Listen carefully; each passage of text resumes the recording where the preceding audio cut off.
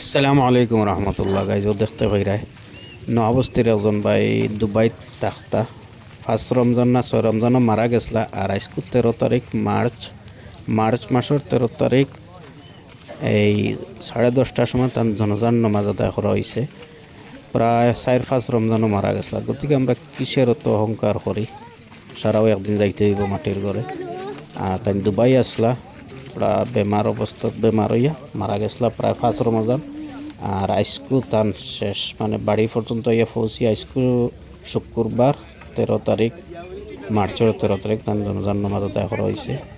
দেখতে পাইরায় মানে বাড়ি করে আনা হয়েছে রাত 2টা-2:30টার সময় বাড়িতে ইয়ে পৌঁছিছিল, আর সকাল 10:30টার সময় তার জনজান নামাজ হয়েছে।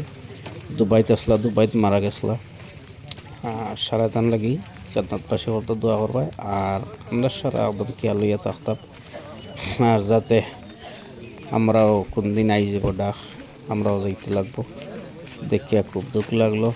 বিদেশ বাড়িত থাকি বহুত দিন আগে গেছলা বাড়িঘর ছাড়িয়া, আর শেষ পর্যন্ত বিদেশ থাকা অবস্থায় মারা গেছে। খার কোন জায়গা কোন সময় খার মৌত আছে আল্লাহ ছাড়া কেউ হইতে পারতো না, গতিকে আমরা সব জিনিস হিসাবে চলতাম, নামাজও খেয়াল রাখতাম, আর দিন ইসলাম মানিয়া চলতাম। আসসালামু আলাইকুম।